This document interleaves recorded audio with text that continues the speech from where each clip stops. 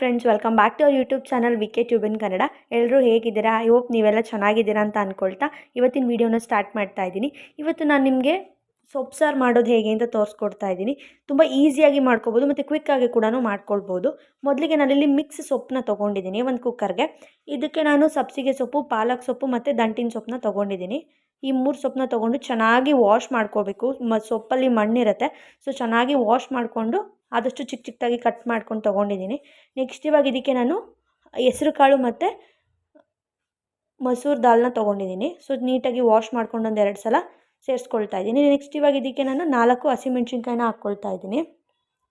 So ನಿಮ್ಗೆ ಇನ್ನೂ ಖಾರ ಬೇಕು ಅಂದರೆ ಇನ್ನೂ ಹಾಕ್ಕೊಳ್ಬೋದು. ನೆಕ್ಸ್ಟ್ ಇವಾಗ ಇದಕ್ಕೆ ಕಟ್ ಮಾಡಿ ಇಟ್ಕೊಂಡಂಥ 1 ಟೊಮ್ಯಾಟೋನ ಹಾಕ್ಕೊಳ್ತಾ ಇದ್ದೀನಿ. ನೆಕ್ಸ್ಟು 1 ಈರುಳ್ಳಿ,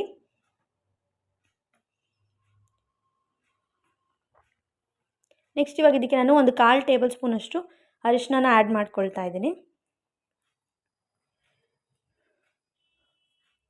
ಹಸಿರು ಮೆಣಸಿನ್ಕಾಯಿನ ಯೂಸ್ ಮಾಡೋದ್ರಿಂದ ತುಂಬಾ ಟೇಸ್ಟ್ ಚೆನ್ನಾಗಿರುತ್ತೆ ಸೊಪ್ಪು ಸಾಂಬಾರಿಗೆ. ಸೊ ಈ ರೀತಿ ಒಂದು ಸಲ ಟ್ರೈ ಮಾಡಿ ನೋಡಿ. ನೆಕ್ಸ್ಟ್ ಇವಾಗ ಇದಕ್ಕೆ ಒಂದು 1/4 ಟೇಬಲ್ ಸ್ಪೂನಷ್ಟು ಜೀರಿಗೆನ ಸೇರಿಸ್ಕೊಳ್ತಾ ಇದ್ದೀನಿ. ನೆಕ್ಸ್ಟ್ ಇವಾಗ ಇದಕ್ಕೆ ನಾನು ಸಿಪ್ಪೆ ಸುಲಿದು ಇಟ್ಕೊಂಡಿರೋಂಥ ಒಂದು 4ರಿಂದ 5 ಎಸಲಷ್ಟು ಬೆಳ್ಳುಳ್ಳಿನ ಸೇರಿಸ್ಕೊಂಡಿದ್ದೀನಿ. ಇಷ್ಟನ್ನು ಸೇರಿಸ್ಕೊಂಡು ಒಂದು 3 ಗ್ಲಾಸಷ್ಟು ನೀರನ್ನ ಸೇರಿಸ್ಕೊಳ್ತಾ ಇದ್ದೀನಿ.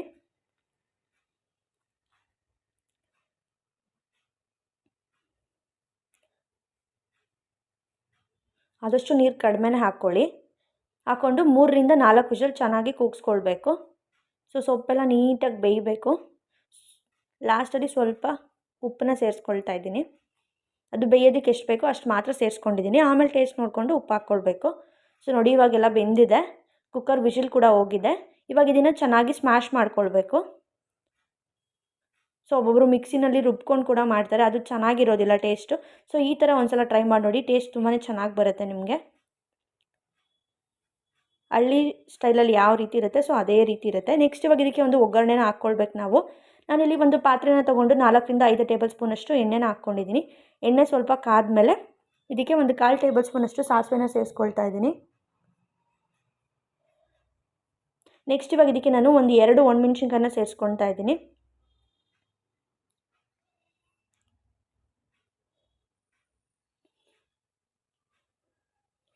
ಜೊತೆಗೇ ಇವಾಗ ಸ್ವಲ್ಪ ಕರಿಬೇವಿನ ಸೊಪ್ಪು ನೀಟಾಗಿ ವಾಶ್ ಮಾಡಿ ಇಟ್ಕೊಂಡಿರೋಂಥದ್ದು ಒಂದು 2 ನಿಮಿಷ ಫ್ರೈ ಮಾಡ್ಕೊಳ್ಬೇಕು ಇದನ್ನು. ಸೊ ನೋಡಿ ಇವಾಗ ಇದಾಗಿದೆ. ನೆಕ್ಸ್ಟ್ ಇವಾಗ ಇದಕ್ಕೆ ನಾವು ಕಟ್ ಮಾಡಿ ಇಟ್ಕೊಂಡಿರೋ 1 ಈರುಳ್ಳಿನ ಸೇರಿಸ್ಕೊಳ್ತಾ ಇದ್ದೀನಿ.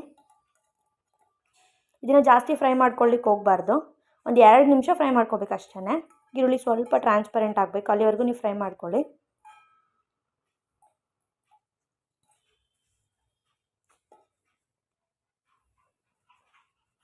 ಸೊ ನೋಡಿ ಇವಾಗ ಇದು ಈರುಳ್ಳಿ ಎಲ್ಲ ಫ್ರೈ ಆಗಿದೆ. ನೆಕ್ಸ್ಟ್ ಇವಾಗ ಇದಕ್ಕೆ ನಾನು ಚಿಕ್ಕ ಚಿಕ್ಕದಾಗಿ ಕಟ್ ಮಾಡಿ ಇಟ್ಕೊಂಡಿದ್ದ ಒಂದು ಅರ್ಧ ಟೊಮ್ಯಾಟೋನ ಸೇರಿಸ್ಕೊಂಡಿದ್ದೀನಿ. ಸೇರಿಸ್ಕೊಂಡು ಮತ್ತೆ ಚೆನ್ನಾಗಿ ಮಿಕ್ಸ್ ಮಾಡ್ಕೊಳ್ಬೇಕು. ಟೊಮೆಟೊ ಎಲ್ಲ ಸ್ವಲ್ಪ ಸಾಫ್ಟ್ ಆಗಬೇಕು, ಅಲ್ಲಿವರೆಗೂ ನೀವು ಫ್ರೈ ಮಾಡ್ಕೊಳ್ಳಿ ಚೆನ್ನಾಗಿ.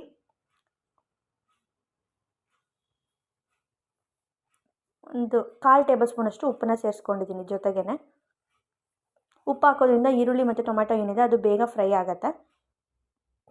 ಬೇಯಿಸಿಟ್ಕೊಂಡಿರೋಂಥ ಸೊಪ್ಪು ಮತ್ತು ಬೇಳೆನ ಸೇರಿಸ್ಕೊಳ್ಬೇಕು. ಸೊ ನೋಡಿ ಸೇರಿಸ್ಕೊಂಡಿದ್ದೀನಿ. ಸೇರಿಸ್ಕೊಂಡು ಮತ್ತೆ ಒಂದು 2 ನಿಮಿಷ ಚೆನ್ನಾಗಿ ಮಿಕ್ಸ್ ಮಾಡ್ಕೊಳ್ಬೇಕು.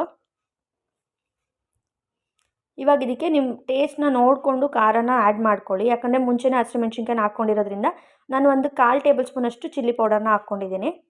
ಜೊತೆಗೆ ಒಂದು ಅರ್ಧ ಟೇಬಲ್ ಸ್ಪೂನಷ್ಟು ಕೊರಿಯಂಡರ್ ಪೌಡರ್ನ ಹಾಕ್ಕೊಂಡಿದ್ದೀನಿ, ಧನಿಯಾ ಪುಡಿ.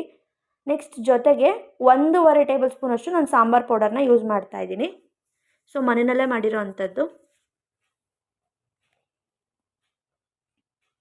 ಇಷ್ಟನ್ನು ಹಾಕಿ ಮತ್ತೆ ಚೆನ್ನಾಗಿ ಮಿಕ್ಸ್ ಮಾಡ್ಕೊಳ್ಬೇಕು.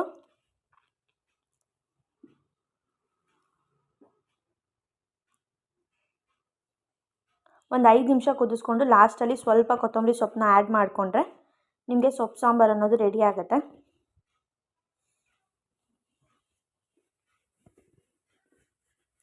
ಸೊ ನೋಡಿ ನಾನು ಮುದ್ದೆನ ಮಾಡ್ಕೊಂಡಿದ್ದೆ ಇದ್ರ ಜೊತೆಗೇ.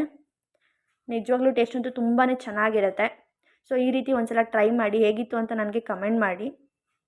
ಪ್ಲೀಸ್ ಈ ವಿಡಿಯೋ ಇಷ್ಟ ಆಗಿದ್ರೆ ಒಂದು ಲೈಕ್ ಮಾಡಿ, ಶೇರ್ ಮಾಡಿ, ಕಮೆಂಟ್ ಮಾಡಿ. ಇದೇ ರೀತಿ ಸಪೋರ್ಟ್ ಮಾಡಿ. Thanks for watching.